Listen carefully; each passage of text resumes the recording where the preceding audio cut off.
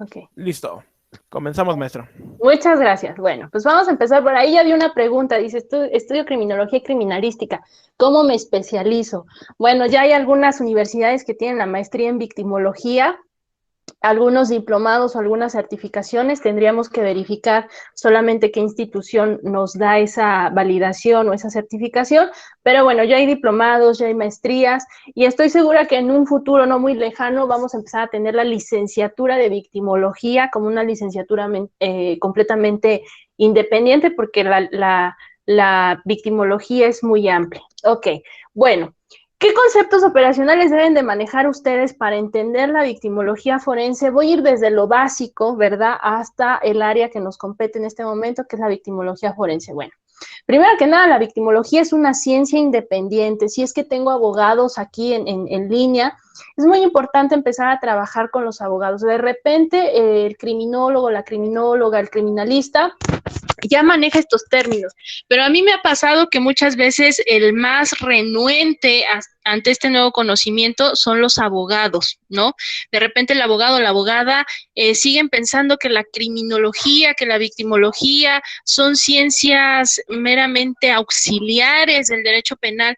Sí, así surgen, efectivamente, así surge la criminología como una ciencia auxiliar del derecho penal, y a la par surge así la victimología. Pero hoy en día la criminología y la victimología son ciencias completamente independientes que no solo se aplican en el ámbito jurídico penal, ¿no?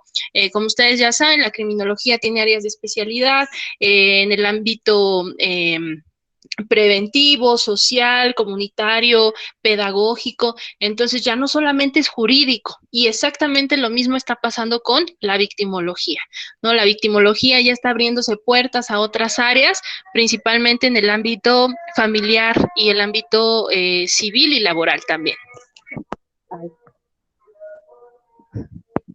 mil disculpas, va pasando el de los elotes.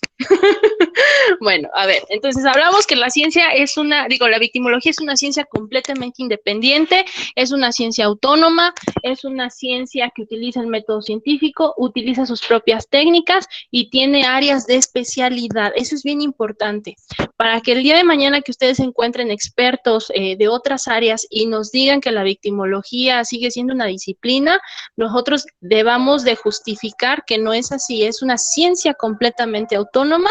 Repito, tiene un método, tiene una técnica, tiene una finalidad y tiene un objeto de estudio, ¿ok? Prácticamente la victimología, pues es una ciencia, como el nombre lo dice, que estudia las víctimas, ¿no? Esta definición es muy amplia, porque recordemos que tenemos víctimas de sí mismas, ¿no? Vamos a empezar con estas pequeñas clasificaciones. Las víctimas de sí mismas, regularmente aquellas personas que realizan el suicidio, ¿no? Que regularmente tienden a hacer estas actividades de cutting, de cortarse, e incluso muchos autores nos manejan que el simple hecho de consumir sustancias tóxicas, ¿no? Las drogas, es un tipo de autodestrucción. Entonces nosotros somos víctimas de nosotros mismos, de nuestras acciones. Esa sería el primer grupo de víctimas. El segundo grupo de víctimas son aquellas víctimas por cuestiones de desastres naturales, temblores, inundaciones, alguna situación de desastre natural. Obviamente vamos a tener una afectación, pero son víctimas de una situación meramente natural. Tenemos víctimas de delitos, ¿no? Que es lo que nos compete principalmente en el ámbito forense y de investigación. Son las víctimas que surgen a partir de una conducta delictiva, homicidio, violación, secuestro, etcétera. Tenemos otro grupo de víctimas, las víctimas de violación de derechos humanos. Regularmente estas víctimas, la mayoría han sufrido un delito y cuando acuden a las autoridades se les violentan los derechos humanos, ¿no? O grupos en estado de vulnerabilidad que se convierten en víctimas propiamente del Estado. Por ejemplo, grupos vulnerables como pueden ser grupos étnicos, personas en estado de calle, ¿no? Que viven en calle, indigentes, al final se convierten en grupos vulnerables, en víctimas, pero por parte de una dinámica social, incluso por parte del abandono del Estado. Entonces, si se dan cuenta, tenemos un catálogo o un grupo de víctimas. Ah, y me faltaron las últimas víctimas, el grupo de víctimas a consecuencia de guerras, ¿no? De conflictos bélicos. Entonces empiezo desde víctimas, imagínense qué amplia es la victimología, ¿no? Y probablemente tenga yo más grupos específicos, pero en este momento de manera general son los grupos de víctimas que tengo. Entonces, víctimas de sí mismo, víctimas a consecuencia de desastres naturales, víctimas de delitos, víctimas de violación de derechos humanos, víctimas por estado de vulnerabilidad y víctimas a consecuencia de situaciones bélicas, ¿no? O de conflictos armados o de guerras, ¿no? Entonces, bueno, repito, ¿en qué vamos a entrar nosotros o a quién vamos a estudiar? Estrictamente a las víctimas del delito. Es el objeto de estudio que le interesa en este caso a la victimología forense, ¿no? Bueno, a lo largo les voy a ir platicando y les voy a poner unas presentaciones, ustedes ya poco a poco van leyendo. Esto es de manera general. Recuerden que la víctima durante mucho tiempo en las primeras civilizaciones tenía esa facultad de castigo, ¿sí? Si alguien violentaba alguno de mis derechos, yo como víctima tenía esa facultad de castigar al agresor. Obviamente estamos hablando de las primeras civilizaciones, ¿no? Cuando todavía ni siquiera existía un código o existía incluso el derecho, ¿no? O existían estos procesos jurídicos que hoy tenemos en día. Entonces recordemos como a esos primeros grupos o esas primeras civilizaciones donde regularmente tenían códigos de conducta propios, ¿no? Recordemos la ley del talión, ojo por ojo, diente por diente, el primer código de Hammurabi, ¿no? Que nos habla de estas sanciones y demás. Conforme vamos evolucionando en la sociedad, pues obviamente necesitamos evolucionar en normatividad, en conductas y sanciones. Y es así como llegamos a un proceso inquisitivo, ¿sí? Veo muchas caritas aquí jóvenes que seguramente a ustedes ya no les tocó este sistema de justicia penal, era el sistema de justicia penal anterior que se llamaba inquisitivo, ¿sí? ¿Por qué inquisitivo? Porque uno de los objetivos era castigar. Era el objetivo principal, ese sistema anterior que teníamos en México. El objetivo era castigar al agresor, era la aplicación de un derecho penal del enemigo, ¿no? Lo importante era castigar de manera ejemplar para que la sociedad no volviera a delinquir, ¿no? Sería como un tipo de medida de prevención.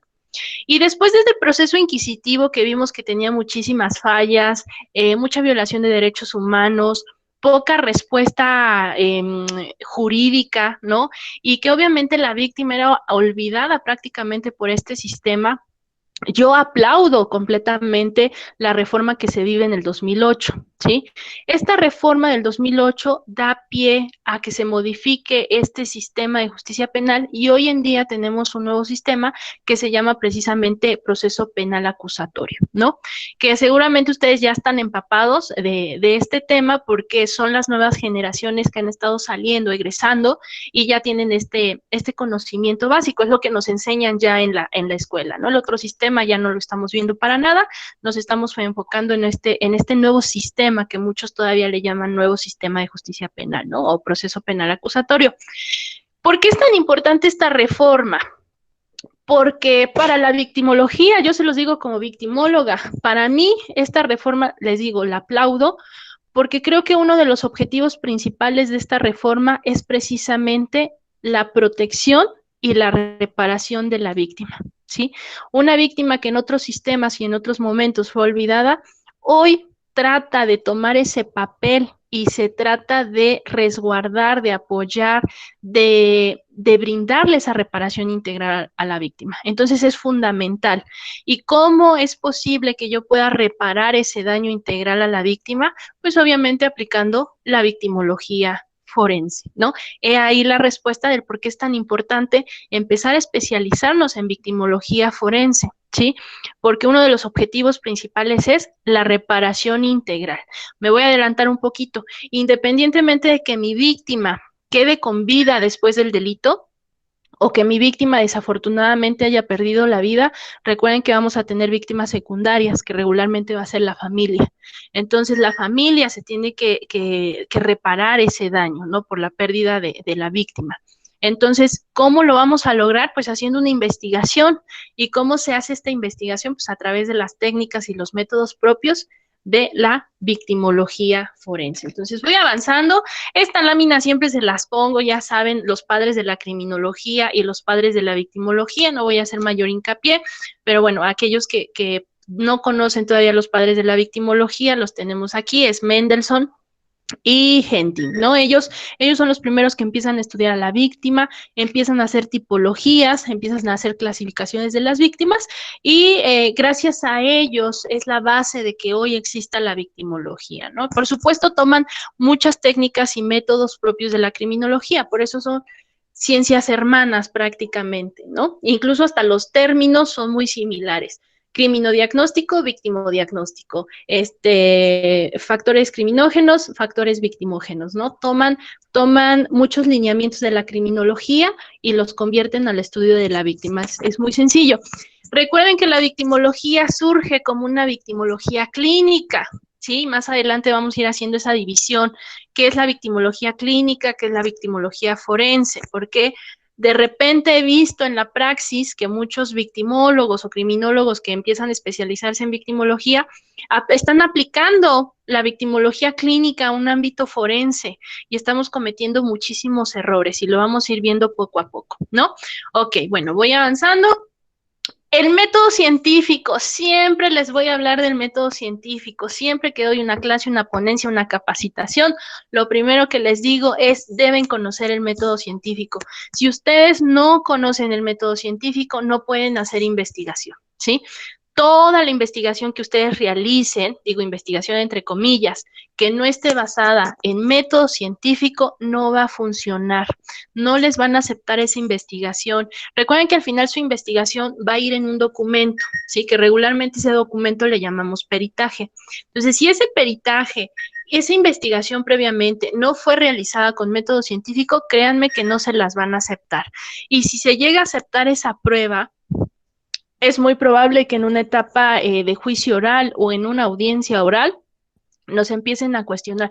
Lo primero que cuestionan a los peritos es precisamente la metodología. Entonces, es algo que ustedes deben de manejar súper bien, ¿no? De repente me ha tocado ya peritos o investigadores que no te saben describir ni siquiera los pasos del método científico, ¿no? Entonces hay que tener mucho cuidado con eso.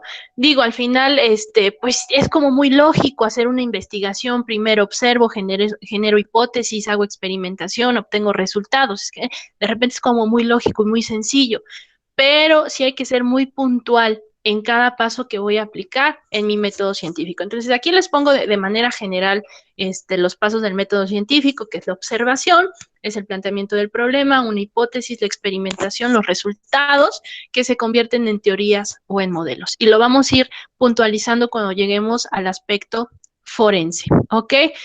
¿Qué técnicas voy a utilizar? Bueno, ¿qué métodos y qué técnicas utilizo en la victimología y en la victimología forense, por supuesto?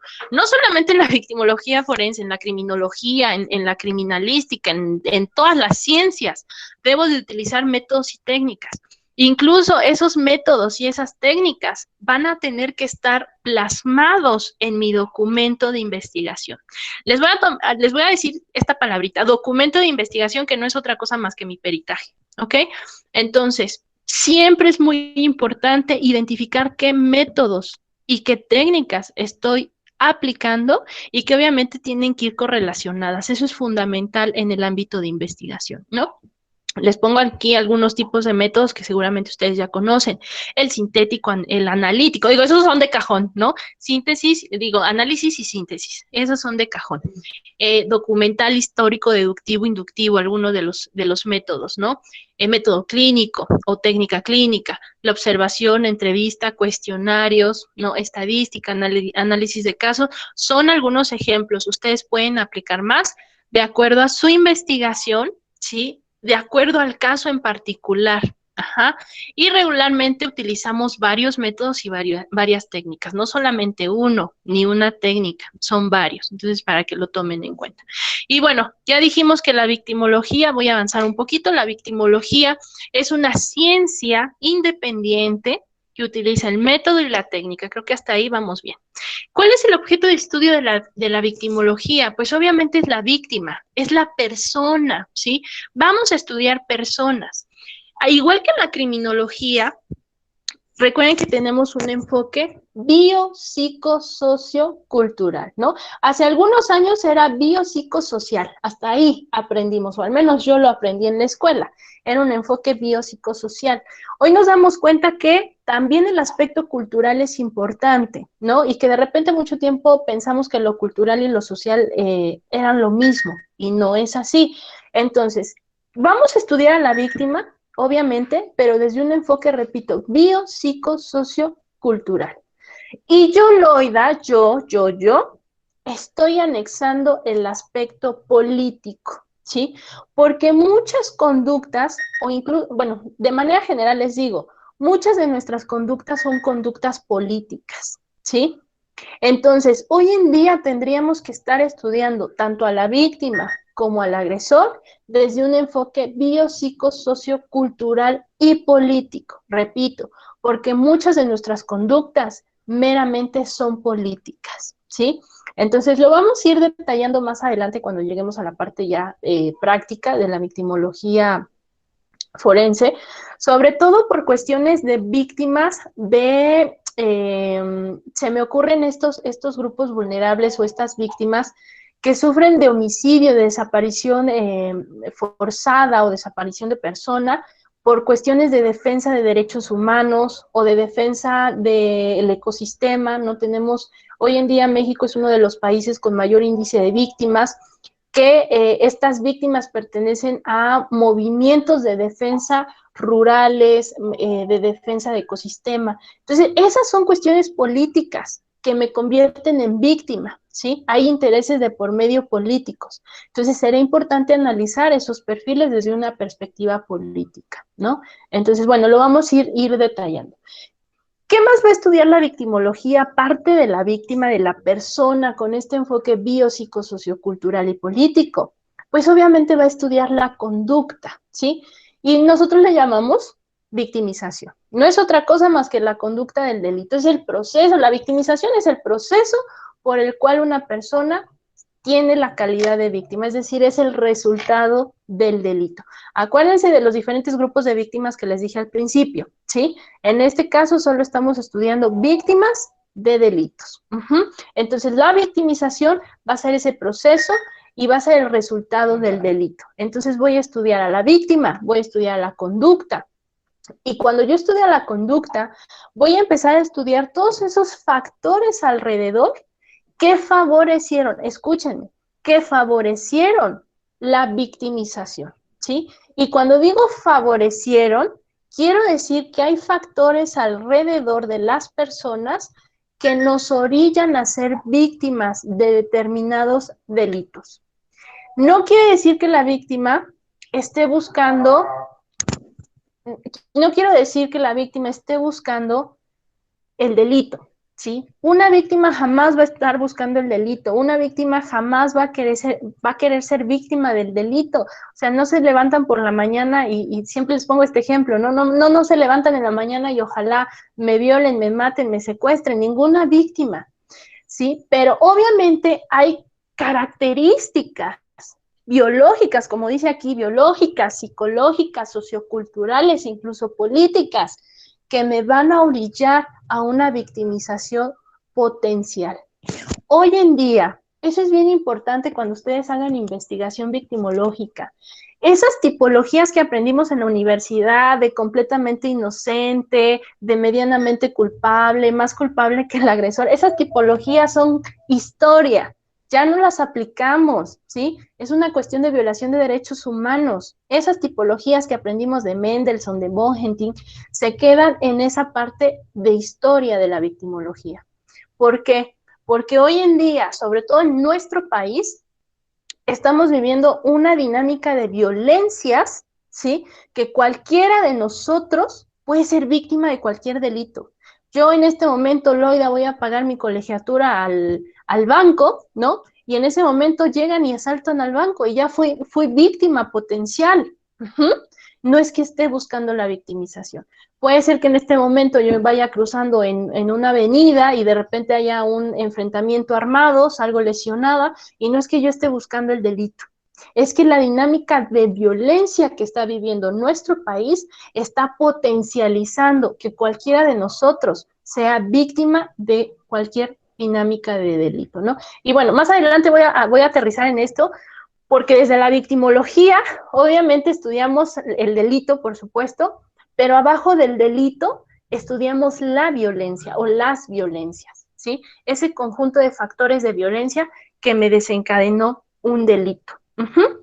Entonces, quizá desde la victimología tenemos como esa perspectiva que muchas veces desde la criminología no se estudia a profundidad, ¿no? La criminología se limita a estudiar la conducta delictiva y desde la victimología estamos haciendo este énfasis de estudiar las violencias que me están potencializando el delito y por lo tanto me están potencializando a las víctimas del delito. Entonces, esto es bien importante. Y bueno, ya dijimos, la victimología va a estudiar a la víctima en este enfoque biopsicosociocultural y político, y vamos a estudiar la conducta y vamos a estudiar todos esos factores que van a estar alrededor de la persona que la volvieron potencialmente víctima de un delito.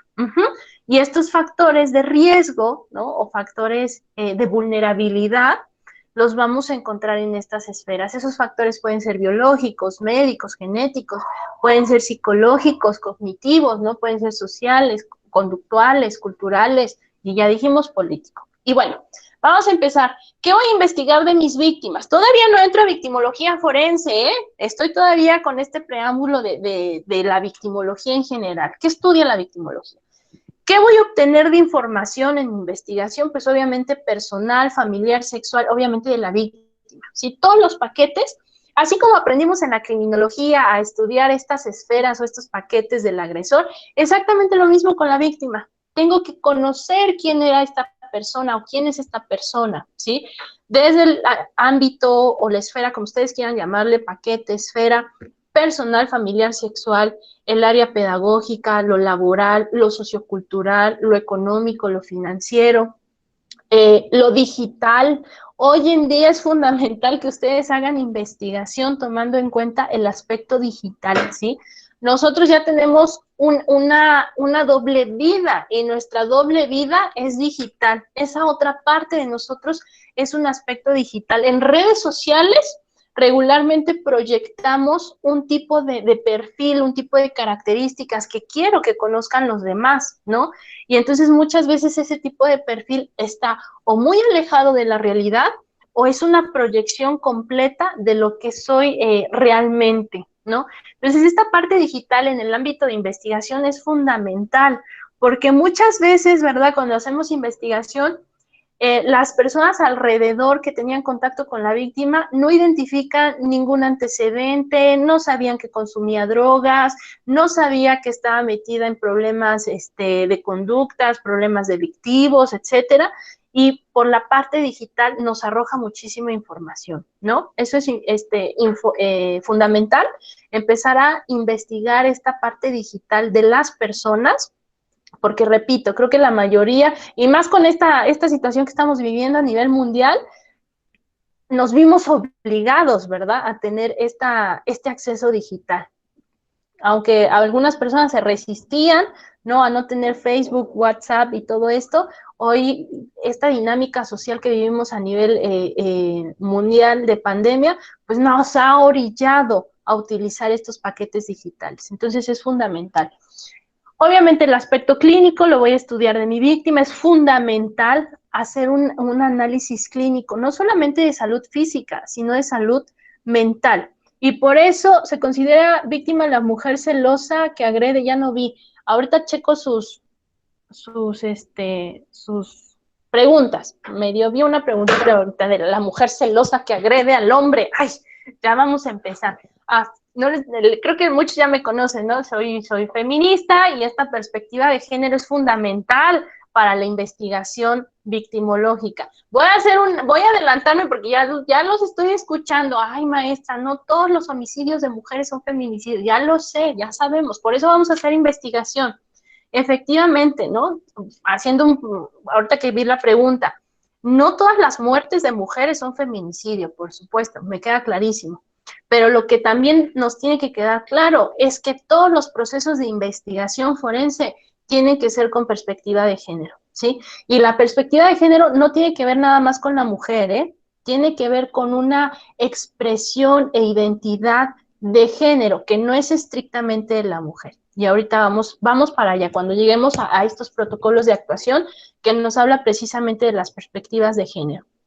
Pero bueno, de manera general, ya vimos los paquetes que debemos de tomar en cuenta en una investigación cuando estudiamos a la víctima, ¿sí?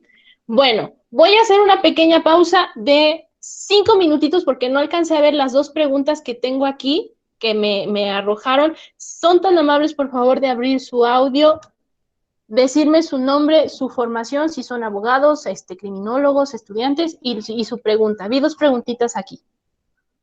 ¿Quién las comparte?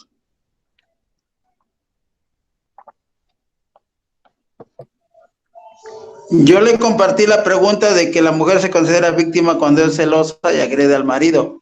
Ajá. Soy Andrés Tirado Peralta y soy alumno de la Universidad de Los Ángeles. De Los Ángeles, muchas gracias. Yo di clases ahí. ¿Dijo que es mi alumno o que había sido mi alumno? Bueno, una mujer celosa. A ver, voy a ir más adelante. Obviamente, cuando nosotros estudiamos a las personas, repito, las tenemos que estudiar desde un enfoque biopsicosociocultural. Y voy a empezar qué áreas, ¿verdad?, me van a ayudar a hacer este estudio victimológico. Porque yo, Loida, ¿no?, victimóloga, la realidad es que yo sola no podría hacer... Ok, ya vi otra pregunta. Yo sola no podría hacer una investigación, ¿eh? Yo solita, digo, me la puedo aventar, sí, por supuesto, pero lo ideal es hacer un equipo de investigación y nos cuesta mucho trabajo hacer estos equipos de investigación, ¿no? Por muchísimas cuestiones, por cuestiones económicas, por cuestiones de tiempo, porque no se ofertan estos perfiles adecuados en instituciones públicas, estoy hablando principalmente de fiscalía, pero cuando yo hago una investigación de un delito, necesito al criminalista, necesito al médico forense, necesito al criminólogo, necesito al victimólogo, necesito al psicólogo, ¿sí?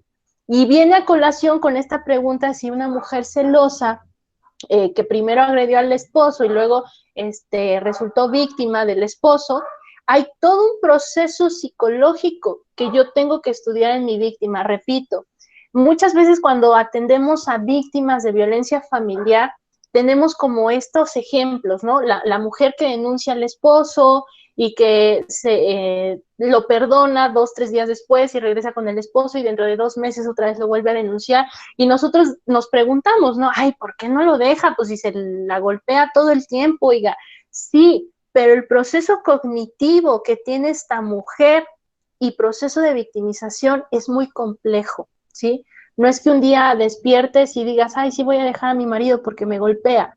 Hay toda una cuestión, repito, psicológica, cognitiva y conductual que yo tengo que trabajar con mis víctimas. Por eso llegamos a esos extremos donde sobre todo en dinámicas de violencia familiar, tanto la esposa como el esposo son los que originan la violencia. Esa es la realidad, ¿sí? Porque ya hay una dinámica de violencia constante, porque eso lo hemos aprendido desde nuestras familias primarias y eso lo replicamos en la dinámica social. Es muy complejo, pero si quieren, cuando lleguemos a esa parte psicológica, lo podemos aterrizar un poquito más, ¿no? Pero repito, es todo un proceso cognitivo-conductual que viene desde las primeras etapas de desarrollo. Lo he aprendido la violencia, muy probablemente con mis primeros círculos sociales que han sido mi familia, ¿no? Y esa violencia se repite. Entonces, cuando yo trabajo con mujeres que sufren de violencia familiar y hago el estudio de vida con estos paquetes que les dije hace rato, ¿no? Este enfoque, me doy cuenta que vienen de dinámicas de violencia donde el padre fue violento con la madre, ¿no? Y muy probablemente con ellas también.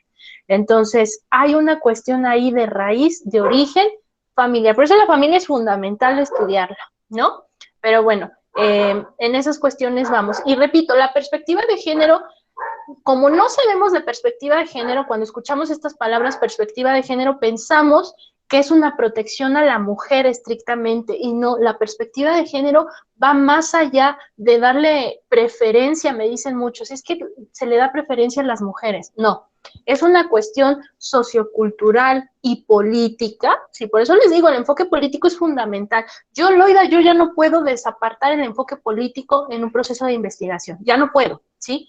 Ya llegó un momento en que dije, para mí todas las conductas tienen un tinte político, una cuestión política. Y cuando digo político no me refiero a partidos políticos, no tiene nada que ver. Tiene que ver con una cuestión de dinámica de poder y de control, que no solamente se da en la pareja, sino se da en toda la estructura social.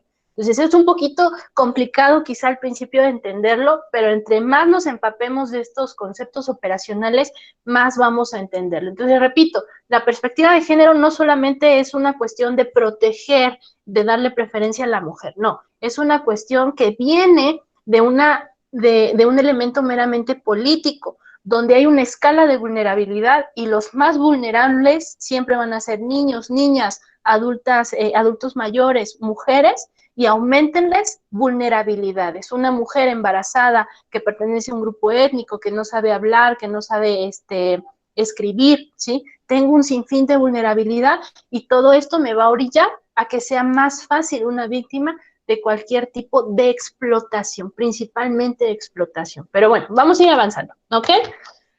Si no, se me acaba el tiempo, ya son casi las 8. Ahora, ¿qué tipo de víctimas voy a investigar? Es algo bien sencillo, siempre se los estoy diciendo. Tengo 3 tipos de perfiles o de víctimas que voy a tratar de hacer investigación. La víctima que afortunadamente va a salir con vida del delito y que voy a poder tener ese contacto, que voy a poder hacer esa investigación directa con ella, esa entrevista, esa valoración, ¿sí? Entonces voy a tener mis víctimas con vida y que voy a poder hacer directamente el estudio.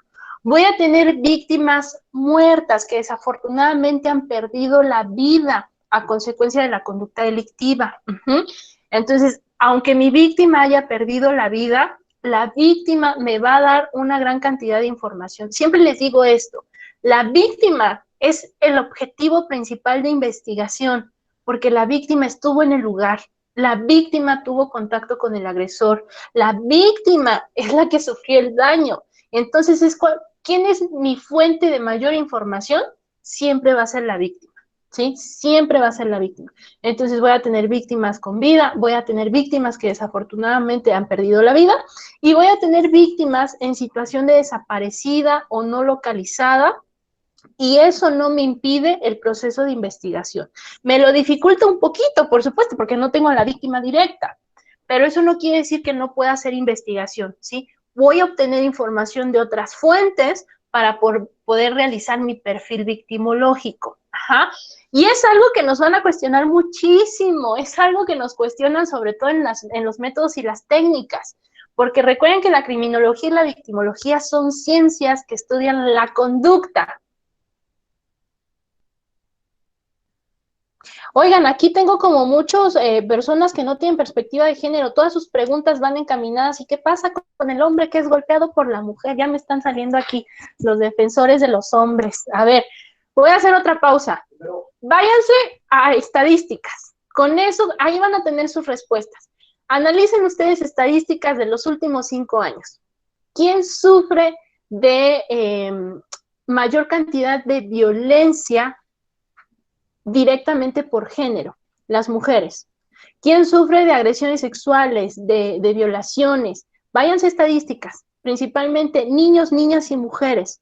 Repito, porque los niños, las niñas y las mujeres son los que están en ese grupo de mayor vulnerabilidad, ¿sí? No quiere decir que los hombres no sean víctimas, por supuesto que los hombres son víctimas. Yo he trabajado con hombres víctimas de delitos sexuales, pero culturalmente, históricamente, ¿quién ha sido la persona perfecta para explotación sexual? La mujer, ¿no? Y obviamente la niña y los adolescentes.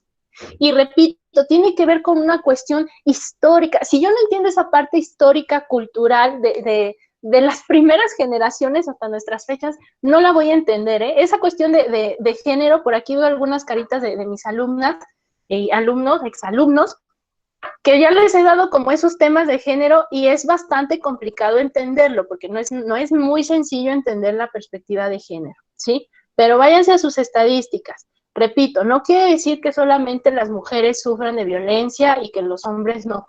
La violencia no tiene género. La violencia puede ser originada tanto por hombres como mujeres, pero tenemos que ver qué tipo de violencia se está generando y cuál es el objetivo de esa violencia. Eso es lo diferente. Porque si nos vamos a estadísticas de homicidios, obviamente los hombres son los que pierden más o tenemos un índice de víctimas principalmente de hombres. Los hombres son víctimas de homicidio, pero porque están en dinámicas de riesgo, ¿sí? Entonces es muy diferente mi dinámica de riesgo para homicidios que dinámicas de riesgo para delitos sexuales, por ejemplo. Ok, ya vi aquí otras preguntitas. ¿Qué tipo de tratamiento para víctimas secundarias? Ok, ven ustedes, estoy todavía en victimología forense. Eso del tratamiento victimológico tendría que ser en otro tema, pero bueno, ya casi antes de terminar les digo qué tratamientos les damos a las víctimas, que de hecho no es tratamiento, porque el tratamiento es meramente psicológico. Y hoy tendríamos que hablar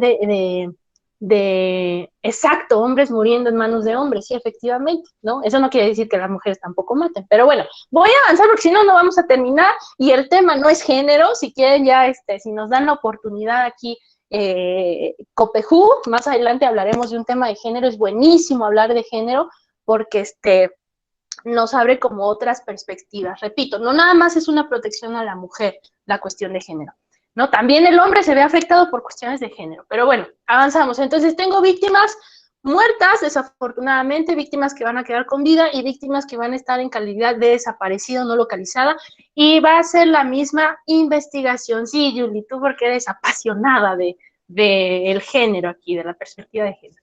Muy bien, entonces, ya voy a entrar a la victimología forense. Ya dijimos que la victimología, como cualquier ciencia, tiene áreas de especialidad, ¿no?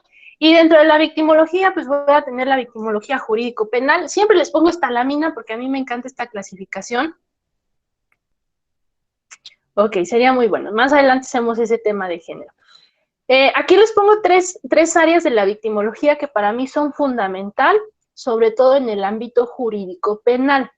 Ya les había yo adelantado, ¿no?, que hoy en día lo que estoy haciendo es promocionar la victimología en ámbitos familiares, ¿no? Que se hagan estudios victimológicos en el ámbito jurídico familiar, no solamente en el penal. Entonces, por ahí estoy tratando de abrir camino, ¿verdad?, con algunos colegas en trabajo social y, por supuesto, abogadas y abogados. Y bueno, no es tan fácil porque en el ámbito familiar los jueces también no conocen la victimología, y lo primero que dice un juez de lo familiar es victimología, pues si aquí no hay delitos, ¿no? O sea, es totalmente diferente el ámbito familiar que lo penal. Entonces, por ahí estamos haciendo como tratando de abrir puertas y esperemos que un día se pueda aplicar completamente la victimología en ámbito, repito, no solamente en el penal, en todos los ámbitos. Digo, la victimología puede aplicarse en muchas áreas, ¿no? Pero bueno, entonces las áreas para el ámbito penal son las que me gustan a mí y darles como estas definiciones honestas, ¿no? Victimología jurídico-penal, que es aquella victimología que va a ser un acompañamiento de la víctima a lo largo del proceso penal, ¿no? Regularmente, esta victimología jurídico-penal puede ser su asesor jurídico, ¿no? Recuerden que las víctimas tienen derechos y dentro de ese catálogo de derechos, un derecho es el asesor jurídico. Entonces, este asesor jurídico, que de hecho, estoy tratando de aterrizar ya mi tema de investigación, de tesis, del doctorado, y va por ahí, ¿no? Va por este tema. Este asesor jurídico no solamente tiene que ser abogado, experto en ámbito penal, tiene que ser victimólogo, ¿sí? Debe de tener conocimientos en victimología, porque si no, no está funcionando esta figura del asesor jurídico. Pero bueno, entonces la victimología jurídica penal sería esta figura de acompañamiento de la víctima. La victimología forense es aquella que se va a encargar de investigar el delito, de investigar a la víctima en esta dinámica delictiva. Y la victimología clínica, porque ahí me hacían una pregunta, ¿qué tratamiento se le tiene que dar a la víctima primaria o secundaria? Ya le compete a una victimología clínica. ¿Qué plan de actividades le voy a dar a esta persona que fue víctima o a los familiares para que se puedan reintegrar a la dinámica social? Que va de la mano precisamente con la reparación integral, la justicia terapéutica, la justicia restaurativa, ¿no? Pero bueno, tenemos estas 3 áreas de la criminología. Ahora, es fundamental. ¿Vamos bien? ¿Tienen alguien preguntas? Voy a hacer otra pausa, preguntas, comentarios. Alguien que me quiera comentar algo que ya no sea de género, otra cosa, porque si no, no vamos a avanzar. ¿Tienen alguna pregunta?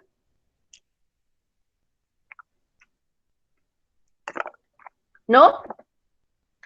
A ver, no se me estén durmiendo. Adelante.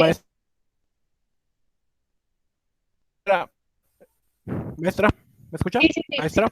Sí. En el chat hay 2 preguntas. Sí. Ok, es que soy nueva en esto, entonces apenas le acabo de abrir el chat. A ver, vamos a ver sus preguntas del chat. Aranzazú Gómez, Ajá.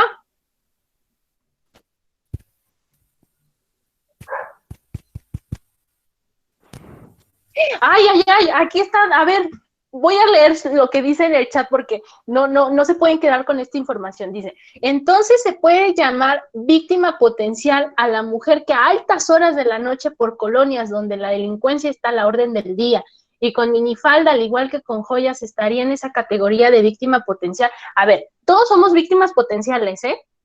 Yo en este momento que tengo pantalón y saco y tenis, ¿no? Y si salgo a la calle, soy víctima potencial. Los delitos sexuales, les repito, tendríamos que hablar de tema de género y de delitos sexuales. Oiga, maestro, doctora, si andan por ahí, hay que hacer un tema de esto. Los delitos sexuales, muchas veces pensamos que es por cómo va vestida la víctima. Nada que ver, ¿eh? Nada que ver. O sea, el que la víctima vaya con minifalda y con tacones, créanme que no es un factor para que se dé la agresión sexual. No va por ahí el tema. Yo he trabajado con mujeres, se las pongo así de fácil, o sea, mujeres que son amas de casa, que son señoras ya, una mujer que sale con su panza a comprar las tortas a las 6 de la mañana porque tiene que prepararle la torta a los niños, y a esa hora la agredieron sexualmente, ¿no? O sea, señoras que iban con el chongo, con el pan, despertando apenas, y tú dices, oye, pero ¿por qué si no llevaba minifalda? La minifalda no tiene nada que ver, ¿eh? Y repito, todos somos víctimas potenciales, sí. Quitémosle la responsabilidad a la víctima. La dinámica de violencia que estamos viviendo allá afuera es lo que está favoreciendo la victimización, ¿sale? Entonces, no somos nosotros, es la violencia que está allá afuera, que de manera inconsciente, que algún tipo de conducta me estén potencializando, por supuesto, ¿sí? Yo, Loida, salgo de trabajar todas las noches a las 11 de la noche y tomo la misma ruta y alguien me está vigilando porque Loida vive sola, porque trae un coche último modelo, porque llega toda desvelada, ¿verdad?, del trabajo. Soy víctima potencial y no necesariamente tuve que estar de minifalda ni de tacones, ¿no? Pero repito, ese tema es muy interesante. Ojalá tengamos oportunidad más adelante de hacer una charla como esta, específicamente de delitos sexuales. Estaría padrísimo. Bueno, consideran a la mujer celosa, ya lo dijimos. Dice, como usted es feminista, siempre le va a dar la razón a la mujer. No, soy victimóloga, ¿sí? Y soy victimóloga con perspectiva de género. Es diferente a ser como, sí, porque la mujer vino aquí y ya le voy a dar la razón. No, porque si fuera así, no trabajaría yo con víctimas hombres, ¿no? Y repito, la perspectiva de género no solamente es favorecer a la mujer, la perspectiva de género tiene que ver también el cómo afecta esta dinámica a los hombres. ¿Por qué ustedes creen que los hombres no van a denunciar las violencias? Porque ¿cómo se va a ver un hombre que va a denunciar a su mujer que lo golpea, ¿no? Y muchos de los suicidios que pasan en hombres mayores, hombres maduros, tiene que ver con una cuestión emocional. Los hombres no están educados para externar las emociones, pero ¿quién reprime esas emociones? Los mismos hombres. Entonces, la perspectiva de género, repito, no solamente va en cuestiones de mujeres, tiene también que ver con una cuestión de presionar esta masculinidad del hombre, ¿no? Que muchas veces me genera este tipo de conductas, ya sea de victimización o de violencia. El caso de hombre. Bueno, aquí me dicen, primero un hombre que fue víctima de violencia con su mujer y luego mató a la mujer y se convierte en un feminicida. Sí, tendríamos que analizar, se hace una investigación, a ver. Si es el mismo ejemplo, si yo, mujer, sufrí de violencia, llegó un momento en el que me cansé y maté a mi esposo, o viceversa, mi esposo sufría de violencia, se cansó y me mató, se tiene que hacer un proceso de investigación, ¿sí? Es exactamente lo mismo. Y ese proceso de investigación me va a ayudar a entender el delito. ¿Por qué esta persona mató a esta otra persona, sea hombre o sea mujer? Eso es lo que tenemos que investigar. La dinámica del delito, los factores que contribuyen a la conducta delictiva, repito, sean hombres o mujeres, ¿sí? Yo no le voy a dar preferencia a realizar una investigación mejor porque la víctima fue mujer que el hombre, no. De eso no se trata, porque entonces yo no estaría siendo ética, ¿sí? Mi formación, mi profesionalización es atender a mis víctimas, sin importar el sexo, sin importar su orientación sexual, sin importar su edad, sin importar su nivel socioeconómico, porque al final están siendo víctimas de un delito. Repito, sea mujer, sea hombre, sea una persona transexual, transgénero, sea un niño, una niña, sea un extranjero, al final la atención a víctimas se la tengo que dar, ¿sale? Ok, bueno, se está combatiendo el machismo, pero ¿quién es la víctima cuando un matrimonio es la mujer? Bueno, siguen los temas aquí de género, todos sufrimos de violencia. Sí, esa es la realidad, eso es muy bueno, ¿eh? Todos hemos sufrido de violencia en menor o mayor grado, pero alguna vez hemos sufrido de violencia, lo que callamos los hombres. Muy bien. ¿Qué tipo de tratamiento utiliza para las víctimas secundarias? Repito, eso te entraría, bueno, ya tenemos otro tema, ¿no? La victimología clínica y el tratamiento a víctimas. ¿Qué tipo de tratamiento? Más que tratamiento, porque la palabra tratamiento tiene que ver con el aspecto médico y psicológico, y desde la victimología estaríamos hablando de un plan de actividad, ¿no? ¿En qué consiste este plan de actividad? Obviamente de atención médica, de atención psicológica, de atención sociocultural, de reintegración a la dinámica familiar.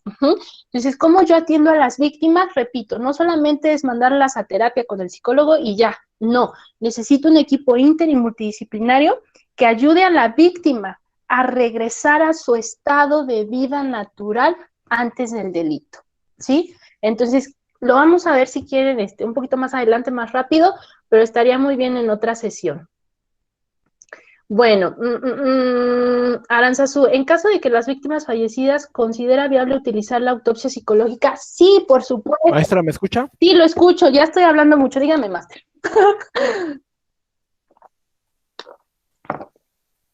Lo escucho. Ah, perdón, perdimos su audio. ¿Sí escucharon los demás?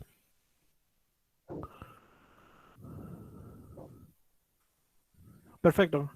Disculpe, continúe. Ok. Bueno, ahora sí ya vi la pregunta de Aranzazú. Dice, en caso de que la víctima haya fallecido, ¿es viable utilizar la autopsia psicológica?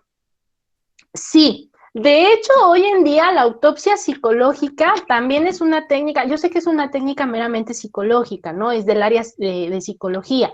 Aplicar la autopsia psicológica, si quieren después hablamos también de otro tema de autopsia psicológica porque es súper amplio, ¿verdad? La autopsia psicológica. Necesito un equipo especialista para hacer autopsia psicológica. Una sola persona no puede hacer la autopsia psicológica, ¿eh? Necesito un grupo, o sea, de este grupo forense necesito otro pequeño grupo que me dé la técnica de autopsia psicológica.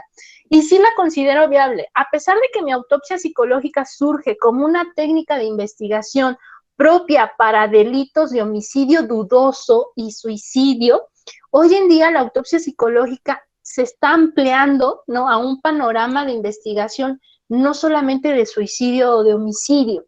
Entonces, sí la podríamos aplicar en otras técnicas de investigación. Incluso el protocolo de investigación de feminicidios me habla de la autopsia psicológica, ¿no? Entonces, es una técnica, estaría fundamental que siempre que hacemos perfiles victimológicos, tengamos la autopsia psicológica.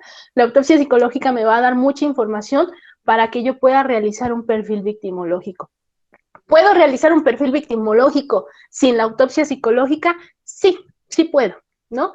Pero si tengo la oportunidad y tengo un equipo especializado, pues qué mejor, yo como victimóloga, victimólogo, le pido a ese equipo que me dé información sobre autopsia psicológica y me va a ayudar a elaborar mi perfil victimal, mucho mejor, ¿no? La victimodogmática, bueno, es el aspecto jurídico, voy para allá.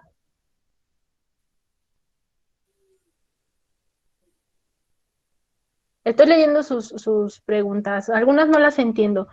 Cuando quieren entrar en un grupo, pero el grupo le pegan entre varios, bueno, esa es, sí, es una víctima. Hay factores que me llevan a esos grupos delincuenciales, ¿no? Me hacían esta pregunta, si yo quiero entrar a un grupo delictivo, ¿no? Regularmente son niños o adolescentes y tienen que soportar estos 13 segundos de golpes, lo estoy admitiendo, claro, pero al final soy víctima. ¿Cómo un niño de 8 años, les preguntaría yo a ustedes, cómo un niño de 8 años prefiere salir de casa e irse a un grupo delictivo y soportar 15 segundos de que lo golpeen? Obviamente hay factores de riesgo en ese niño o ese adolescente que está tratando de escapar de una dinámica de violencia y que al final está entrando a otra dinámica de violencia, pero ese niño o ese adolescente no lo entiende, ¿no? Y sí, al final es víctima, por supuesto. Buenas noches, licenciada. Si en una pareja existe la violencia, ¿los hijos pueden ser víctimas del mismo? Claro, sí, por supuesto. Me ha tocado trabajar mucho con padres de familia que su justificante es esa, ¿no? Es que nunca le pegamos a nuestros hijos, siempre nos golpeamos entre nosotros o nos gritamos de cosas entre nosotros, a los hijos jamás. Pero la exposición de la violencia, recuerden que las violencias no solamente es física, ¿sí? Es una exposición a la violencia que puede ser visual, que puede ser auditiva. No necesariamente mis papás me golpean a mí, pero yo veo cómo ellos dos están agrediendo. Es un tipo de violencia para los hijos, por supuesto, ¿no? Los delincuentes también se convierten en víctimas, por supuesto, y las víctimas se convierten en delincuentes, ¿no? ¿Cómo aborda la victimología en casos de suicidio? Bueno, aquí la victimología en casos de suicidio no estamos hablando de una victimología que esté estudiando al delito, ¿no? Estamos hablando de una violencia estructural, pero que al final la persona está ejerciendo esa violencia contra uno mismo. Entonces, es muy interesante porque hay un proceso cognitivo también donde en lugar de castigar al otro por lo que estoy viviendo, sufriendo, ¿no? En lugar de violentar al otro, me violento a mí, pero va a generar un daño colateral. Regularmente en muchos casos de suicidio, si yo me mato, es para castigar emocionalmente a mi padre, a mi madre. No hay una cuestión de culpa hacia los demás, nadie me puso atención, me sentía solo, constantemente amenacé que me iba a suicidar. Entonces sí se abarca la victimología también ahí. Es muy interesante el tema de suicidio, pero bueno, la diferencia aquí es que no es un ámbito meramente delictivo, ¿no? Pero hay factores de violencia y de riesgo, por supuesto. En lugar de llegar a golpear a los demás, estoy ejerciendo la violencia contra mí o contra uno mismo. Ok,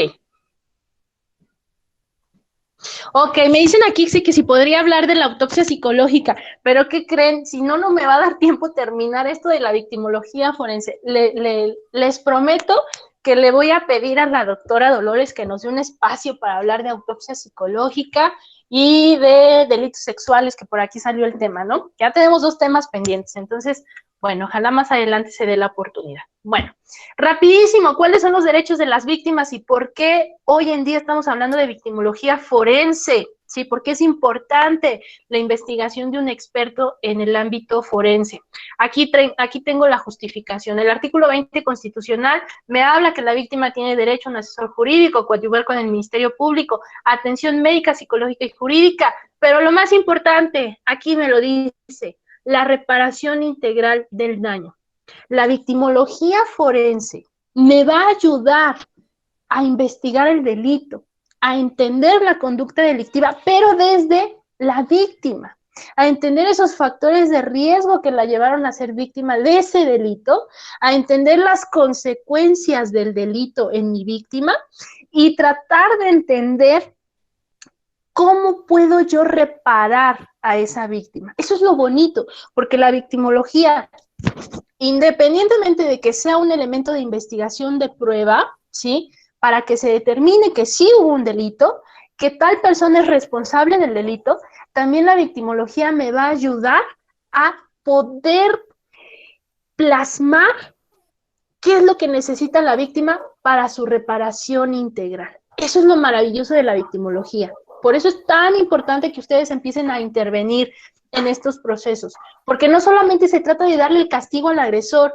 de acreditar un delito y acreditar que él fue responsable, no solamente se trata de eso, se trata de que la sanción, ¿sí?, vaya encaminada a una reparación integral, que sea proporcional al daño que le hizo la víctima, ¿sí? Porque, ojo, también puedo tener víctimas que me pueden pedir la luna y las estrellas, ¿sí? Y no necesariamente tienen esa afectación. Entonces, lo que yo voy a pedir en la reparación integral tiene que ser proporcional al daño que ha sufrido la víctima, ¿no? Siempre les pongo un ejemplo. Si a mí me roban un celular y mi celular costaba 5,000 pesos, pues yo quiero que me reparen el daño. ¿Cómo me lo van a reparar? Que me den los 5,000 pesos, que me regresen mi celular o que me den un celular proporcional, ¿sí? Pero obviamente si mi celular valía 5,000 pesos, no les voy a pedir 50,000 pesos de reparación integral. Entonces, la victimología también va encaminada a conocer la afectación de la víctima para pedir esta reparación del daño, pero tiene que ser proporcional. Recuerden que este sistema, les digo, para mí es un sistema muy bonito, porque lo que busca es la proporcionalidad en ambas partes. Ya no se trata de castigar al agresor, ni tampoco se trata de darle el favor a la víctima todo el tiempo, ¿no? De ser ¿cómo se dice? Favoritismo a la víctima. Tampoco se trata de eso. Se trata de ser proporcional. Afectaste a la víctima en este nivel, en estas esferas, repárale el daño, punto. No te voy a castigar más de lo que no mereces. ¿Sí? Esa es la justicia restaurativa de lo que hoy hablamos. Pero bueno, entonces aquí en el artículo 20 constitucional se encuentra, ¿no?, el origen, la importancia de la victimología forense. Y bueno, obviamente pedir medidas de protección para la víctima, impugnar resoluciones. ¿Vamos bien hasta aquí? Voy a hacer otra pausa. ¿Dudas, comentarios, sugerencias? ¿No? Ok, bueno, entonces vamos avanzando. Déjenme ver. Voy a avanzar un poquito porque si no, no me va a dar tiempo. Ok. Victimología clínica y victimología forense. La diferencia más importante que voy a... ¿Adelante? Con cuidado. No ok. No se vayan a perder. No se vayan a perder. ¿Quién se va a perder? Ya escuchamos ahí su audio. No sé de quién sea. A ver. La parte más importante que debo yo de identificar aquí es la separación de la victimología clínica a una victimología forense, ¿sí? En mi victimología clínica, lo que voy a buscar es estudiar a mi víctima con la finalidad de darle este tratamiento victimológico. Y digo tratamiento victimológico entre comillas, porque la realidad es que no damos tratamiento, ¿sale? Pero bueno, para poder entenderlo, la victimología clínica va a ir encaminada a darle un tratamiento a la víctima para que pueda superar la situación de victimización, la situación de trauma. Regularmente tiene un enfoque médico, porque la misma palabra lo dice, clínico, ¿sí? Y la victimología forense, en estricto sentido, es la investigación del delito desde esta perspectiva, pero tratando de identificar los factores que favorecieron la victimización. Repito, no es que la víctima esté queriendo ser víctima del delito, pero hay factores, obviamente, que están potencializando los determinados delitos, ¿sí? Y tiene que ver, repito, no solamente con el aspecto biológico, tiene que ver con un aspecto social, cultural, económico incluso, ¿sí? Y político. Si ustedes analizan los perfiles de manera general de mis víctimas de determinados delitos, van a encontrar características muy similares, ¿no? Les ponían un ejemplo al inicio. Mis víctimas que han perdido la vida, han sufrido de homicidio por una cuestión de defensa de ecosistemas, ¿no? Y regularmente estas víctimas pertenecen a comunidades rurales, a grupos étnicos, tienen conflicto con grupos delictivos porque se quieren apoderar de las tierras, hay un abandono por el Estado, y entonces nos damos cuenta de que los perfiles son muy similares. Si me voy a víctimas de trata de personas, de modalidad de explotación sexual, son prácticamente mujeres, la mayoría, son jóvenes o adolescentes que empiezan desde los 12, 13, 14, 15 años, regularmente vienen de dinámicas de violencia en la familia, muchas de ellas tienen antecedentes de agresiones sexuales, y entonces empieza a hacer un perfil. Ok, ya había unas preguntas. Voy avanzando y ahorita leo nuevamente sus preguntas, ¿no? En cambio, si veo a personas, por ejemplo, de perfiles, víctimas de perfiles de extorsión, ¿no? Su perfil es completamente diferente a una víctima de delito sexual, a una víctima de homicidio por una cuestión política. Entonces, esto es lo interesante de la victimología forense, que yo puedo empezar a hacer esos perfiles y que voy a identificar factores de riesgo que favorecen esa victimización. Repito, no quiere decir que la víctima lo esté buscando. Que hay factores de riesgo que nos potencializan, sí. Y voy a entrar a colación con algunas preguntas que me decían al inicio. Pero al final me dicen, ¿y la víctima? Digo, si yo sé, ¿verdad? A lo mejor la mayoría somos de aquí del estado de Puebla, del municipio de Puebla.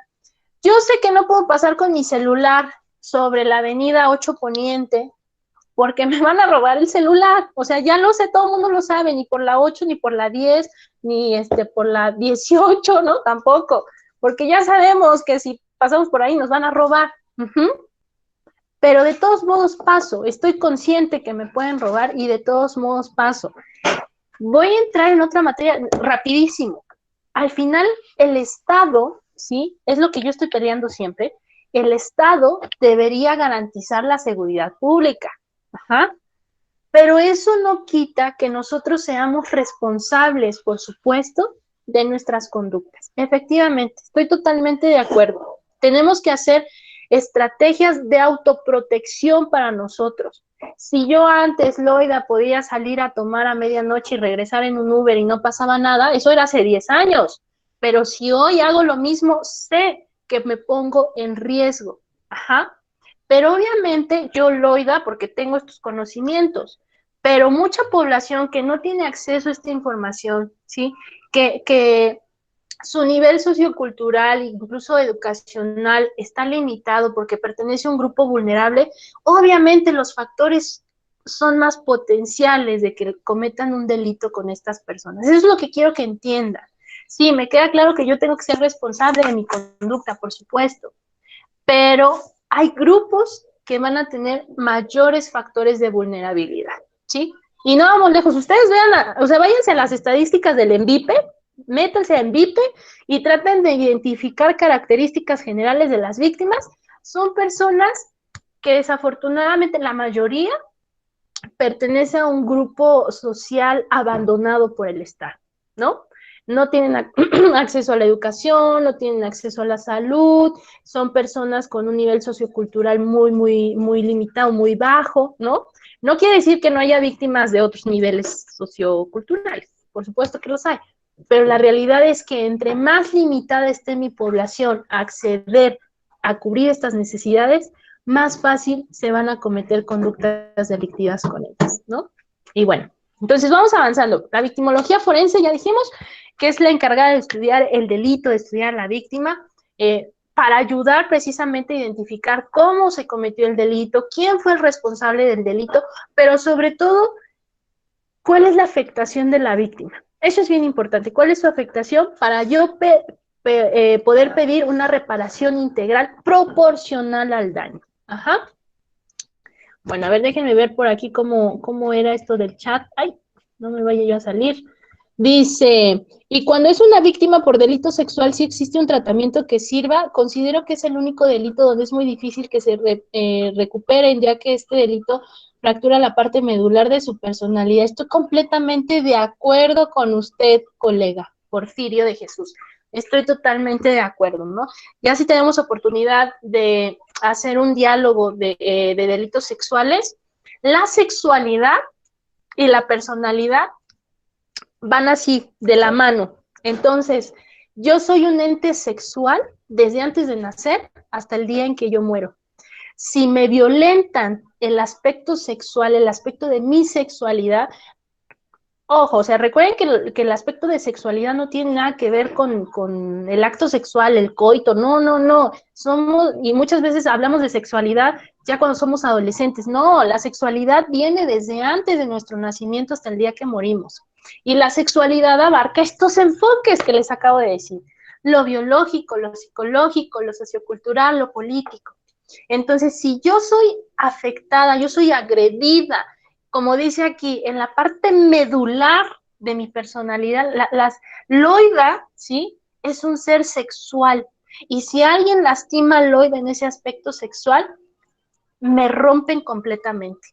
Y estoy completamente de acuerdo. Uno de los delitos más graves y que me ha costado mucho trabajar con víctimas es precisamente las agresiones sexuales. Sí, pasan años y la víctima no puede recuperar su personalidad, ¿sí? Y otro de los delitos más complicados que me ha costado lidiar con mis víctimas para que puedan trabajar este proceso de victimización, sin duda es desaparición forzada o víctimas no localizadas, ¿no? Porque incluso les pongo el ejemplo, cuando tenemos víctimas donde el familiar desafortunadamente murió, ¿no? Por una cuestión de homicidio, sí hay mucho dolor, hay pérdida, es todo un duelo, pero el hecho de tener el cuerpo de la persona, saber en dónde está enterrada, después de un tiempo me da calma, es parte de nuestra cultura, ¿no? Y esta cultura alrededor de la muerte. Pero cuando mis víctimas secundarias no localizan a su familiar, no saben si sigue con vida, si fue torturado, en dónde está enterrado, o sea, no tienen ni idea, es una pérdida constante y es una ausencia de por vida. Yo tengo que trabajar con la ausencia. Y trabajar con la ausencia es muy complicado para las personas, muy complicado, porque lo que yo quiero es despedirme de la persona, ¿sí? Es despedirme. ¿Cuántos de nosotros en un proceso de pérdida de algún familiar, el simple hecho de ver el cuerpo y despedirme de él me da tranquilidad? Y en un proceso de desaparición forzada o de persona no localizada, es una cuestión que jamás se va a subsanar, porque no hay forma de despedirme de él, no hay forma de saber en dónde está, ¿no? Entonces son de las, a mi práctica, son de los delitos o de los procesos de victimización que sin duda quedan marcados y dejan secuelas emocionales por mucho tiempo, ¿no? Incluso yo diría que de por vida. Bueno, todos, pero estos son los más, más complicados en mi praxis. ¿Sale? Muchísimas gracias, Porfirio. Estoy totalmente de acuerdo con usted. Bueno, seguimos avanzando porque esto se acaba. Quizá les robe unos minutitos más, pero ya sé que es viernes, ¿verdad? Ah, no, pero no podemos salir. Ya les iba a decir, sí iban a ir a echar su café y todo, pero no es cierto. Estamos en confinamiento, entonces nos podemos quedar hasta las 10 de la noche. Muy bien. ¿Qué es lo que yo necesito para hacer investigación victimológica forense? Ya les decía, necesito primero que nada un equipo inter y multidisciplinario de expertos forenses.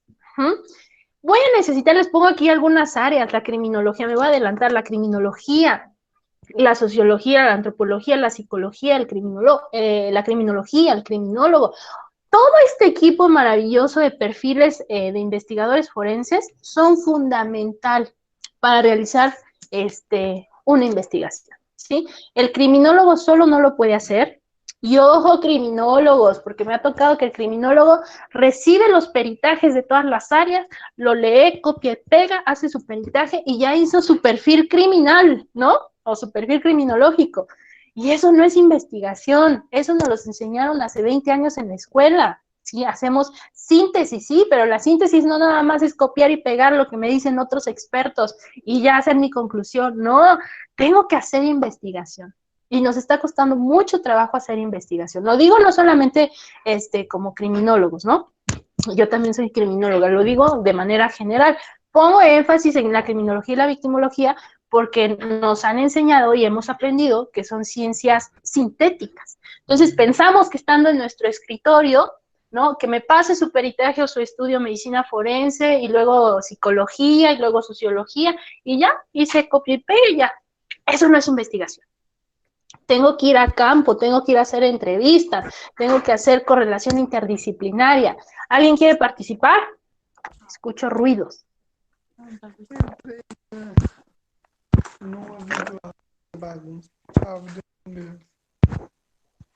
Ok, creo que alguien ya abrió su micrófono accidentalmente.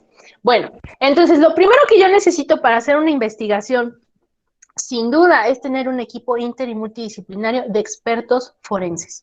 Y de expertos forenses con toda la extensión de la palabra. O sea, un experto forense no se va a quedar en su escritorio a hacer copia y pega de otros peritajes, ¿eh? Me queda claro también que muchos colegas que están trabajando en fiscalías no se les proporciona todas las herramientas necesarias para hacer investigación. Me queda clarísimo también, ¿sí? O sea, y también valoro y respeto y admiro mucho su trabajo, porque mientras yo... ¿Perdón?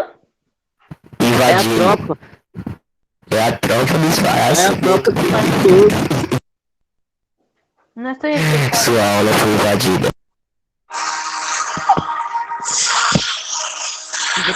Brasil, manito. Ay, Dios mío, ¿qué fue eso? ¡Ya nos hackearon! ¡Fuimos víctimas!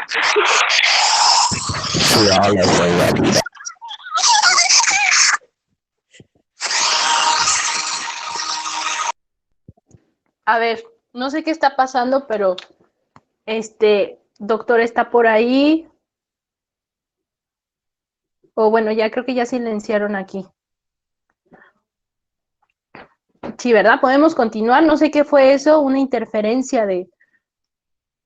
Ay, hasta me puse nerviosa. Oigan, la otra vez les comento rapidísimo, ¿no? Ya saben que me encanta el chisme.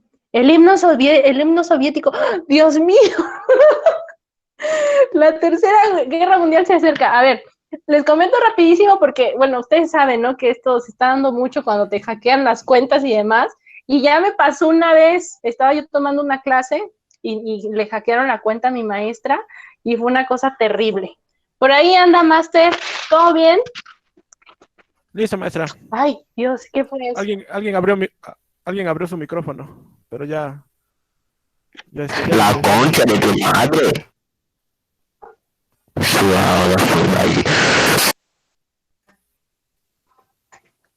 Ok, Master, ¿no hay forma de que bloqueen los micrófonos de todos ustedes que tienen ahí como el control? Ya los eliminamos. Ah, ok. Ay, qué horror. Bueno, vamos a continuar. Estas cosas pasan, ¿no? ¿Ya? ¿Ven cómo podemos ser víctimas potenciales de cualquier situación? Y no es que estemos buscando ser víctimas. Un ejemplo claro. Bueno, avanzamos. Ya dijimos, entonces necesitamos un equipo de trabajo. Qué miedo, ni siquiera era de aquí. Sí.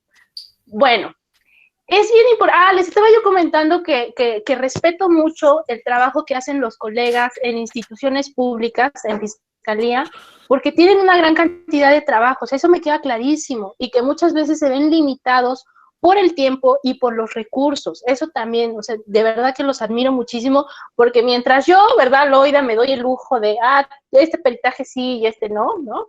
Y me puedo llevar 2, 3 peritajes tranquilamente, pues no, mis compañeros de fiscalía están trabajando al mil porque tienen muchísima carga de investigación y demás, y también lo entiendo, ¿no? Hay que entender esta parte donde no es culpa de los servidores públicos.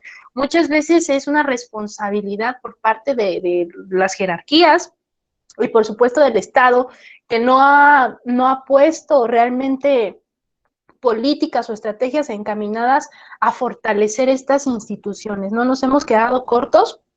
Digo, sí hay capacitaciones y demás, pero lo ideal es que yo pudiera tener un catálogo enorme de peritos públicos, ¿no? O sea, que no fuera una victimóloga en fiscalía, porque solamente hay una, que fueran 30 victimólogas en fiscalía o victimólogos, ¿no? Igual, un sinfín de número de peritos en psicología, en medicina, etcétera. Pero bueno, lo ideal es tener un equipo inter y multidisciplinario. Me voy a adelantar porque ya estamos casi por cerrar. No, unas áreas fundamentales para que yo pueda hacer investigación desde la victimología, pues obviamente va a ser la medicina forense, la criminalística, la criminología, son de cajón, la antropología, la sociología, ¿no? Sobre todo cuando tengo víctimas que han perdido la vida, pues la medicina forense me va a dar toda la información de esa víctima. Es como si yo le estuviera haciendo una entrevista al cuerpo y me va a dar toda esa información. ¿Y de quién la voy a obtener? Obviamente de la medicina forense. Bueno, aquí ya hablamos un poquito de autopsia psicológica, ¿no? Que es una técnica de investigación retrospectiva precisamente de la víctima para conocer todas estas esferas. Y otra área que me encanta muchísimo y que siempre estoy hablando de esta área es de trabajo social. Nadie quiere contratar a trabajadores sociales y son fundamentales. Yo cuando hago peritajes para realizar un perfil victimológico, me apoyo del área de trabajo social, es fundamental. Y les comentaba al principio que estoy tratando de empezar a implementar la victimología en área familiar. Entonces, ¿de dónde me estoy apoyando? De trabajo social. Es fundamental tener a mi área de trabajo social para realizar la autopsia psicológica, para estudiar a la familia, sí, sobre todo para las dinámicas de violencia familiares, la estructura, las teorías sistémicas familiares. No, el trabajo social es una maravilla. Si ustedes como victimólogos, victimólogas, se apoyan del área de trabajo social, la investigación va a ser muy, muy rica. No solamente desde la victimología, también desde la criminología. Al final estudiamos paquetes de información de las personas y uno muy importante es la familia, ¿no? Y bueno, aquí les pongo... Maestra, Díganme. ¿acepta a los alumnos?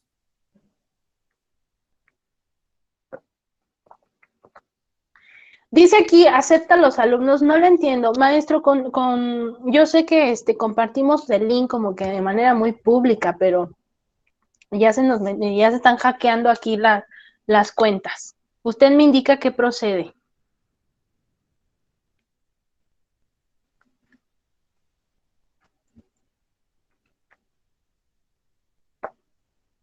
Ah, es que dice que es de Brasil, tiene alumnos.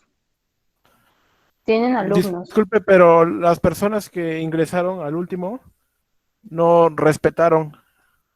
Ajá. Entonces por eso ya no se les va a dar acceso a nadie. Ah, ok, perfecto. Sí, es que aquí Bueno, no se preocupen, seguimos. Tengo aquí como mis dudas si realmente están haciendo alguna pregunta o no. Dice que es de Brasil. Aquí algún compañero. Bueno, ya estamos casi en recta final. Déjenme ver qué hora es. Nos queda como media hora, ¿verdad? Ahora, cuando hacemos investigación, sea victimológica, criminológica, desde la criminalística, desde la medicina, creo que eso ya lo sabemos perfectamente.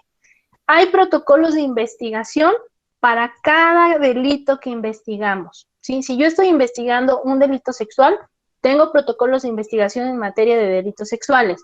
Si estoy haciendo investigación en feminicidio, tengo mis protocolos de investigación en caso de feminicidio. Si estoy haciendo investigación de tortura, tengo protocolos de investigación en materia de tortura. Entonces, ¿para qué nos sirven estos protocolos? Como el nombre lo dice, es un protocolo, son pasos a seguir, de tal forma que estos protocolos están basados en técnicas y métodos científicos, ¿sí? Si yo aplico estos protocolos en mis procesos de investigación, los resultados deben de ser lo más cercano a una realidad.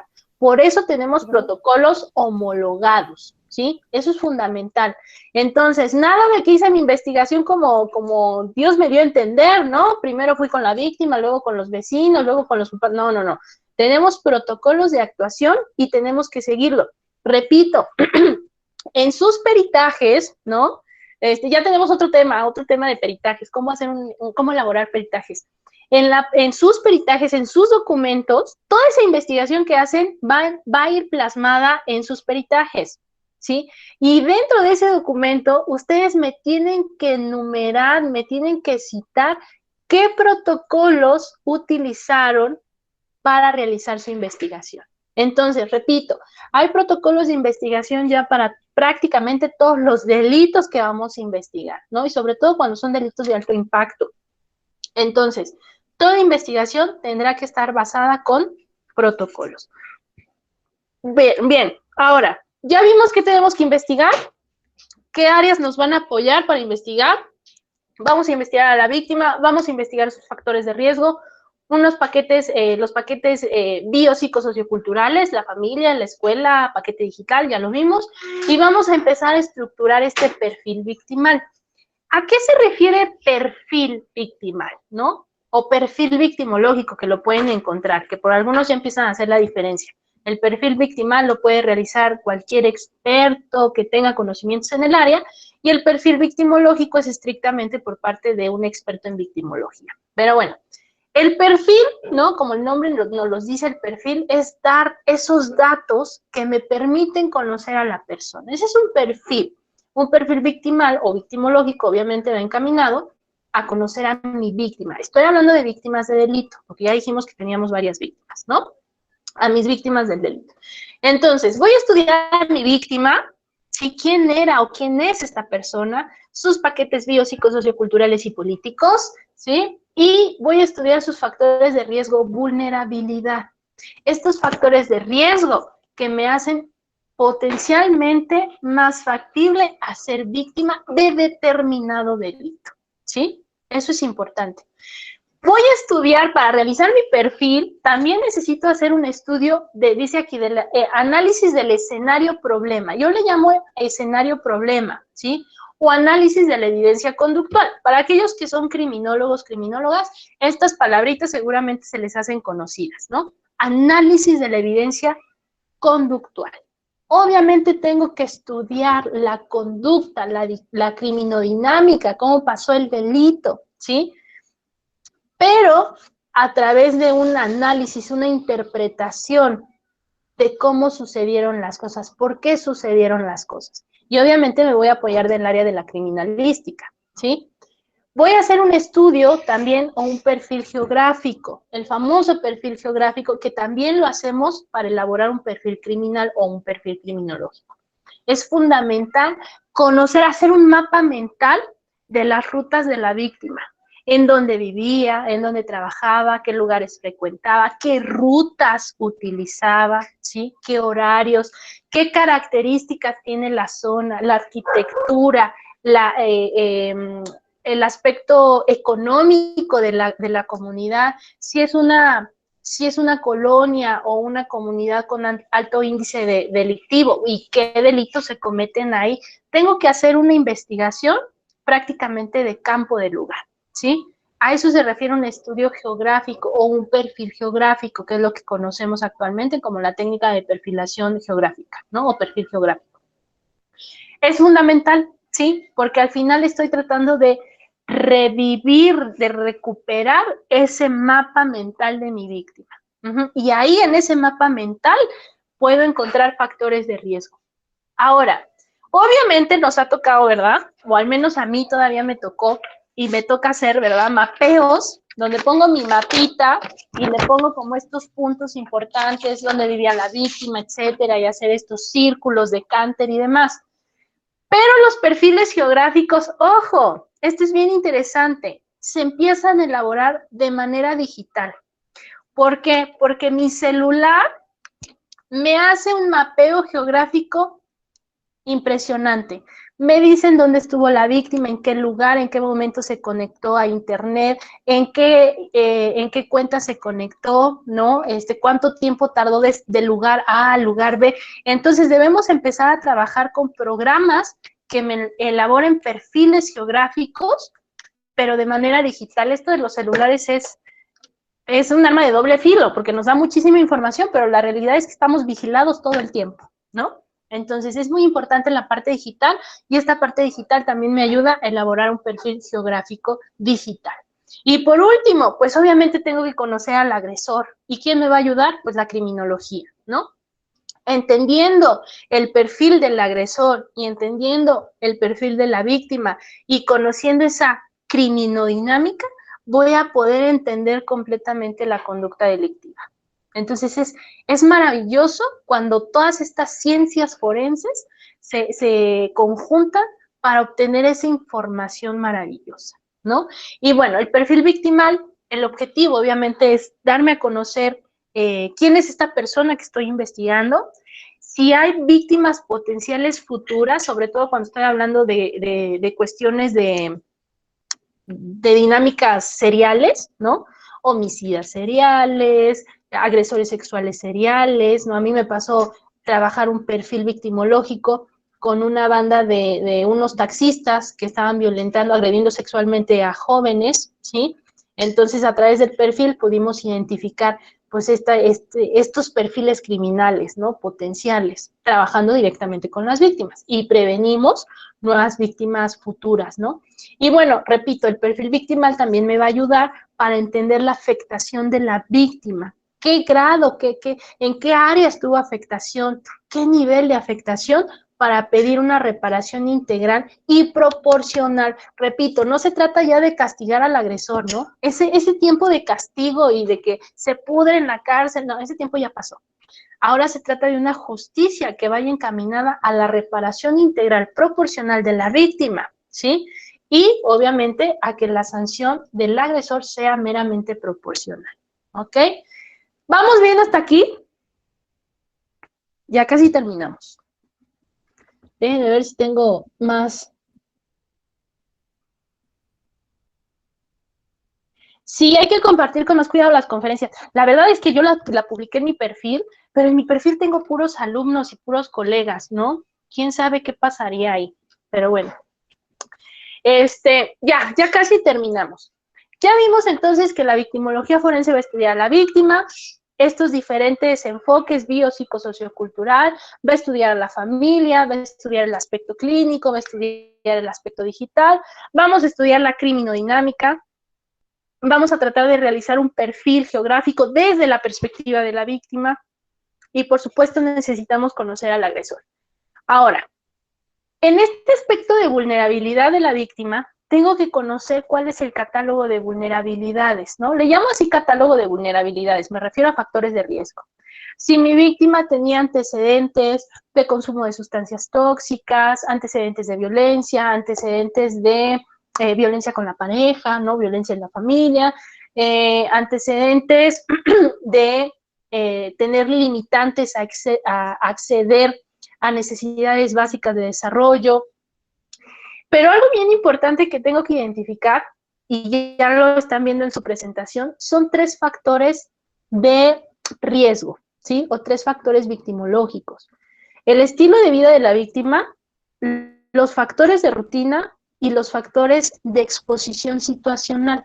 La victimología forense va encaminada a estos 3 elementos. Una vez que yo ya estudié a mi víctima, con todos estos enfoques, todos estos paquetes, ya de mis diferentes áreas forenses y demás, la conclusión es esto, es entender por qué Loida fue víctima de tal delito, tal día, tal momento. Eso es lo importante.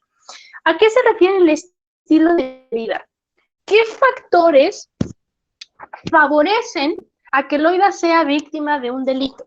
Yo, Loida, mi estilo de vida, ¿cuál es? Pues yo soy mujer. Un factor como el ser mujer, el ser niño, el ser niña, el ser adulto mayor, son factores de estilo de vida que difícilmente voy a poder cambiar. Yo no voy a poder dejar de ser mujer, ¿sí? El ser mujer es parte de mi estilo de vida, porque el hecho de ser mujer tiene que ver el cómo me comporto, cómo actúo ante los demás, ¿sí? Ese es un estilo de vida, el ser mujer. Repito, el ser niño o el ser niña, el ser adulto mayor, incluso características de piel, por ejemplo, ¿no? Características biológicas. Eso es parte de mi estilo de vida, difícilmente puede cambiar. Esos factores de estilo de vida favorecen determinadas victimizaciones, ¿sí? El simple hecho de que yo sea mujer favorece para que yo pueda ser víctima potencial, principalmente de algún tipo de delito de agresión sexual. Así de sencillo. Los factores de estilo de vida difícilmente los vamos a poder modificar. Es un elemento que pertenece a mí. Lo que llamaríamos factores endógenos victimológicos, es que no me quiero hacer bolas con la terminología clínica, ¿sí? Pero podría ser un ejemplo, aquellos factores que aprendimos, ¿verdad? Que son biológicos, que son endógenos, desde la clínica, lo podríamos traducir en la forense como esos elementos de estilo de vida. Los factores rutinarios, y quiero que hagan como un análisis de ustedes mismos.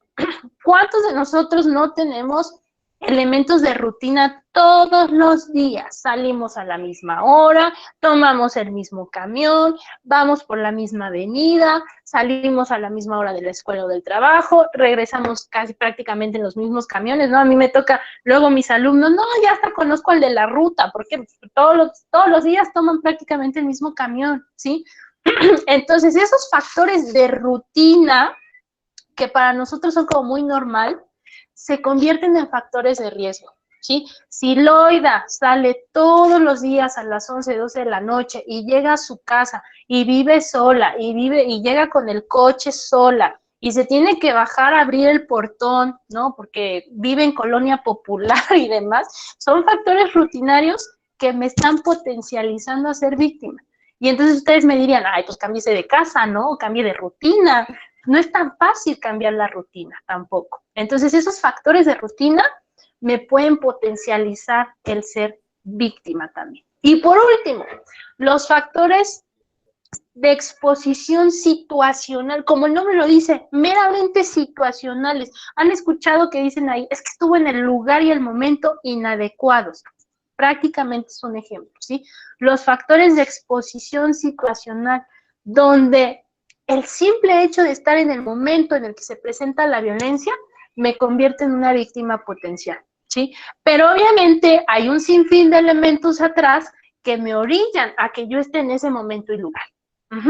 Digo, no es pura casualidad, no es casualidad. Hay un conjunto de factores que me están orillando poco a poco a estar en ese momento y en ese lugar inadecuados, ¿sí? Pero estos tres elementos, repito, no quiere decir que la víctima esté buscando la victimización y esté buscando el delito. Son elementos que muchas veces ya los tenemos bien introyectados y que jamás pensamos que van a ser elementos de riesgo, ¿sí? Y cuando llegamos a ser víctimas y hacemos este estudio, no, pues sí, tenían razón, ¿cómo no pensé que iba a ser víctima de ese delito, no? Digo, es por estos elementos. Si se dan cuenta, estos tres elementos no se trabajan en la victimología clínica, son completamente diferentes, ¿ok? Bueno, déjenme ver qué más información hay por aquí. Bueno, identificar a la víctima de manera individual en la victimología forense, o si mi víctima pertenece a grupos en vulnerabilidad o en estado de vulnerabilidad, es importante. Nos va a tocar también investigar a grupos de víctimas, ¿no? Con esta categoría de grupos en estado de vulnerabilidad, ¿no? Bueno, esto ya lo vimos, es un enfoque biopsicosociocultural y político, y son toda la información que yo debo obtener de mi víctima.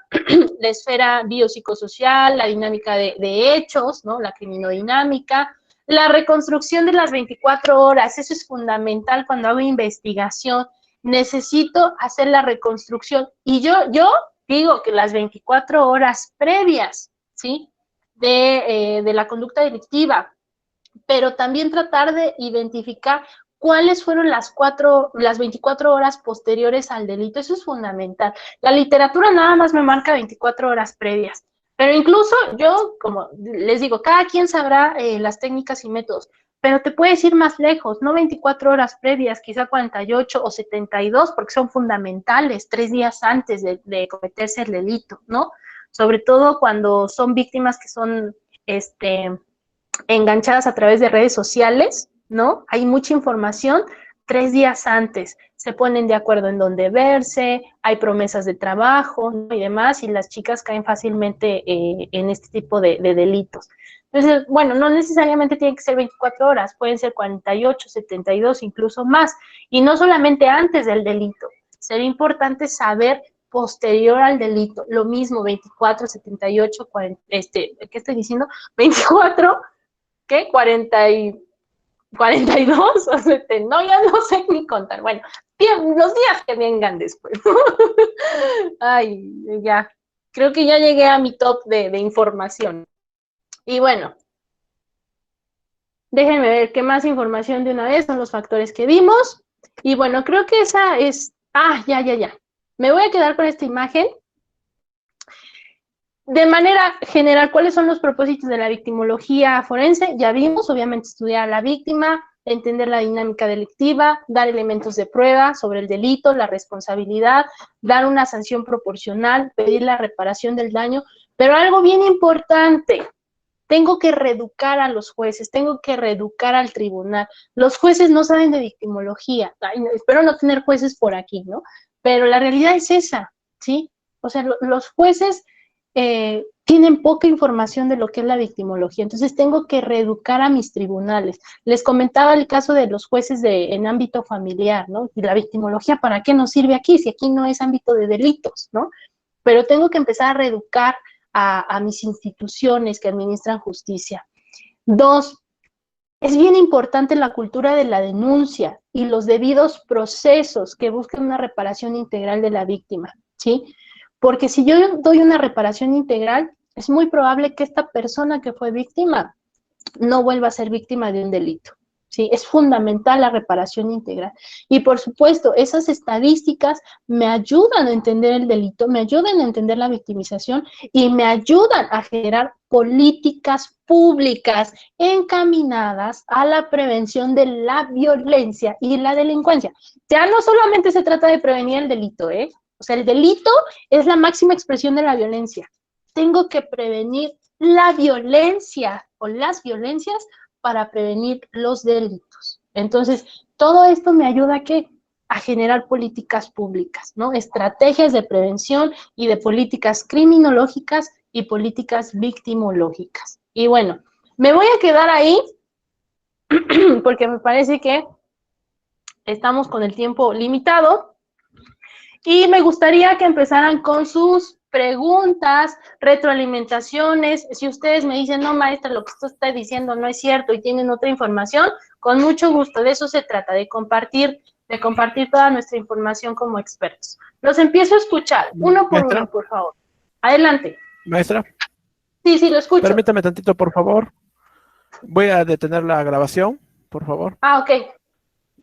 Para que comiencen con las preguntas. Permítame. Muchas gracias. Para la grabación.